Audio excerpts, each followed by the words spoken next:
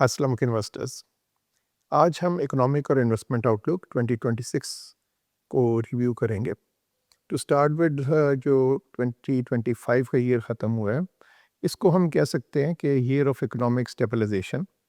यहाँ पे बेसिकली हमने देखा कि इस साल में हमारा जो बजट डेफिसिट है, करंट अकाउंट डेफिसिट है, इंटरेस्ट रेट्स हैं, इन्फ्लेशन है, इन सब में इम्प्रूवमेंट्स आई है। और हमारा जो इकोनॉमिक ग्रोथ रेट रहा वो तकरीबन 3% का रहा फिजिकल ईयर 25 में। और फिजिकल ईयर 26 में हम एक्सपेक्ट कर रहे हैं कि हमारा ग्रोथ रेट थोड़ा सा इम्प्रूव होकर तकरीबन 3.5% पर चला जाएगा। इसमें अगर हम इन्फ्लेशन की बात करें तो जो कैलेंडर ईयर ख़त्म हुआ है इसमें जो इन्फ्लेशन थी वो तकरीबन 3.6% के करीब रही, जबकि कैलेंडर ईयर 26 में हम एक्सपेक्ट कर रहे हैं कि इन्फ्लेशन थोड़ा पिकअप करके 7 to 8% पे चली जाएगी। और इसमें जो एक रीज़न है तो बेस इफ़ेक्ट है। We are now relatively coming from a lower base than last year. और दूसरा ये है कि हम एक्सपेक्ट कर रहे हैं कि कुछ करेंसी भी डिवैल्यू करेगी कैलेंडर ईयर 26 में। अब इस करेंसी डिवैल्यूएशन की क्या वजूहत हो सकती हैं, तो इसमें एक तो अगर आप देखें हमारा जो रियल इफेक्टिव एक्सचेंज रेट है वो तकरीबन 105 पर चला गया, जिसका मतलब ये है कि जो हमारा इन्फ्लेशन का डिफरेंशियल होता है विद अदर कंट्रीज़ वो थोड़ा सा हमारे अगेंस्ट जा रहा है। और उसकी वजह से कुछ उसकी वजह से हम देख रहे हैं कि हमारी जो एक्सपोर्ट्स हैं वो भी थोड़ी स्लो डाउन हो गई हैं। और हमारी इंपोर्ट्स जो हैं वो पिछले कुछ महीनों में सिग्निफिकेंटली बढ़ी हैं। तो ये दोनों चीज़ें माइंड में रखते हुए हमें लगता है कि 26 में गवर्नमेंट को तकरीबन करेंसी को 7% से डिवैल्यू करना पड़ेगा। अगर इन्फ्लेशन 7-8% भी रहती है तो भी पॉलिसी रेट अभी 10.5% है।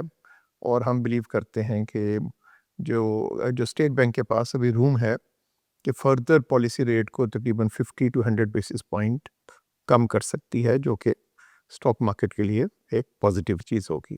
अगर हम स्टॉक मार्केट की बात करें तो पिछले 3 साल पाकिस्तानी स्टॉक मार्केट के लिए बहुत अच्छे साल थे। कैलेंडर ईयर 23 में स्टॉक मार्केट तकरीबन 55% बढ़ी और कैलेंडर ईयर 24 में स्टॉक मार्केट तकरीबन 84% बढ़ी।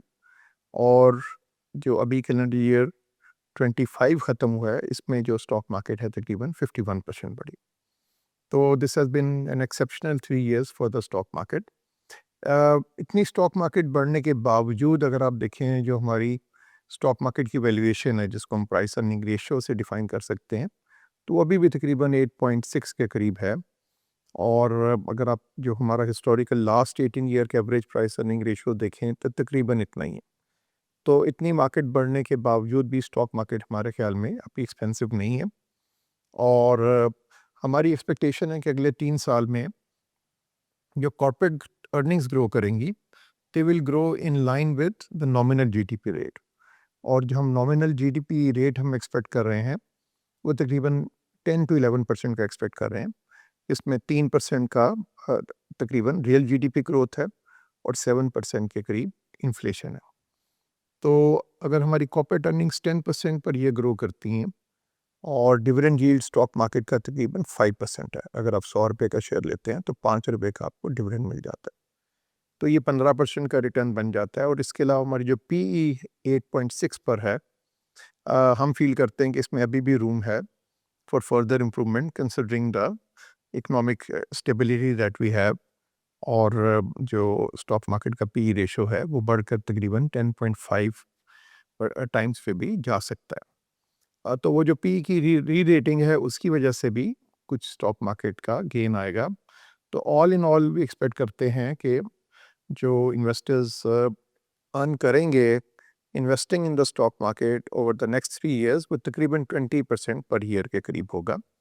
Not as high as the last 3 years, but still अगर आप ये देखें कि जो इस टाइम बैंक रेट्स हैं या मनी मार्केट फंड्स हैं तो उसके मुकाबले में ये रिटर्न एक्सपेक्टेड रिटर्न तकरीबन डबल है।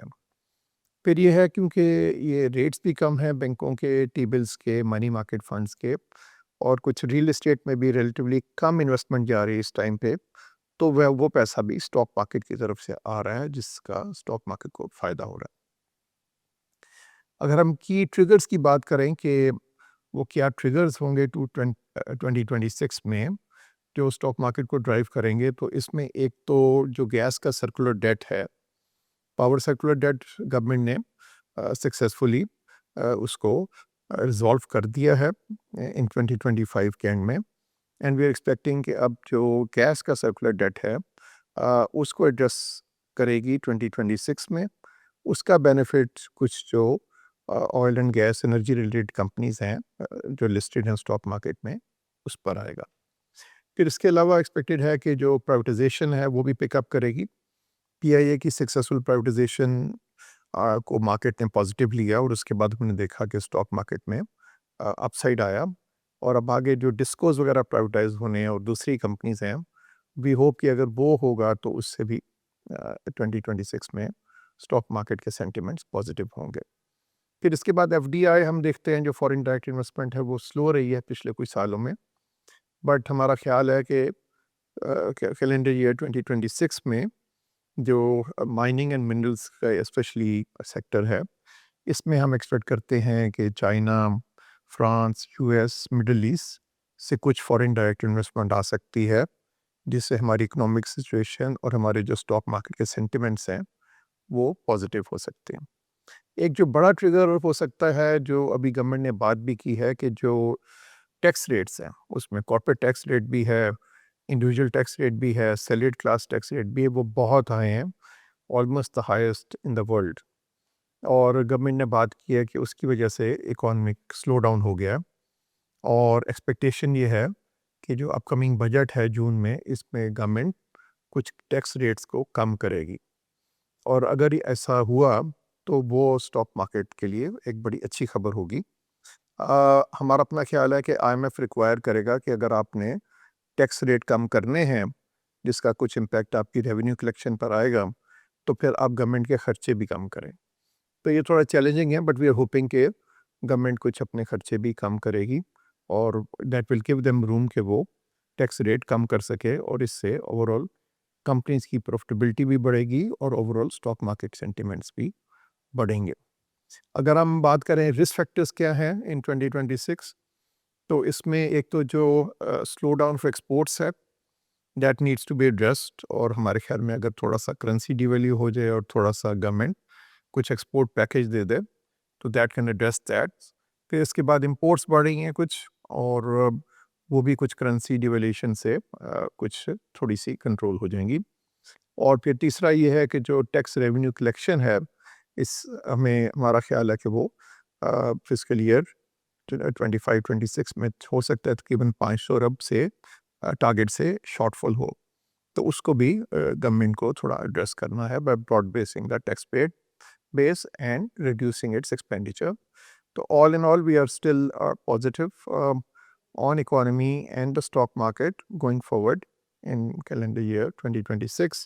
अगर आप हमारे जो NBP स्टॉक फंड्स हैं इनकी परफॉर्मेंस देखें, तो they have outperformed the stock market over the long run, and we believe that for investors the best way to invest in the stock market is through good stock funds.